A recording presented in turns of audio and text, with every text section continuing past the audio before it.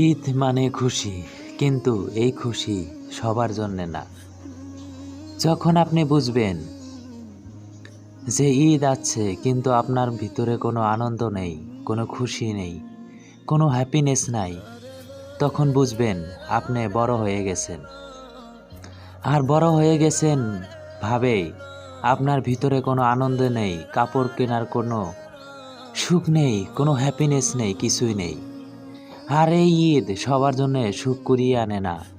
কারো কারো জীবনে দুঃখের বন্যা বয়ে যায়, আবার কেউ কেউ সুখে জোয়ারে ভাসে।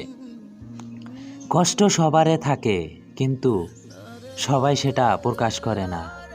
কিন্তু এই ঈদের দিনেও কিছু মানুষ নিজের কষ্ট সহ্য না করতে পেরে কান্নাতে বুক ভেসে দেয়। তাদের থেকে কাপড় কেনার একটা টাকাও থাকে না, না ঈদে যাওয়ার জন্য ভালো কাপড় থাকে, না ভালো কিছু খাওয়ার জন্য, ভালো কিছু নেওয়ার জন্য পয়সা থাকে। তাই এই ঈদ সবার জীবনে সুখ করিয়ে আনে না।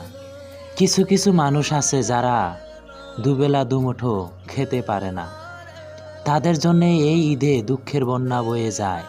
তারা আফসোস করে ভাবতে ভাবতে যে আমাদের জীবনে এত কষ্ট কি করে হলো। আর কিছুমান মানুষ আছে খেতে না পেরে তা ফেলে দেয়, আর জীবনের সবচেয়ে সুখের দিন ঈদ হিসাবে পালন করে। ঈদের নামাজ হয়তো সবাই পড়ে, কেউ কষ্ট নিয়ে, কেউ সুখ নিয়ে, আবার কেউ বুক ভরা বেদনা নিয়ে। কেউ কেউ বসে থাকে একটু ভালোবাসার আশায়, আবার কেউ কেউ বসে থাকে তাকে ভালোবেসে সারা জীবন বেঁচে থাকার। তাই এই ঈদের দিন সবার জীবনে সুখ আসে না, এটাই বাস্তবতা।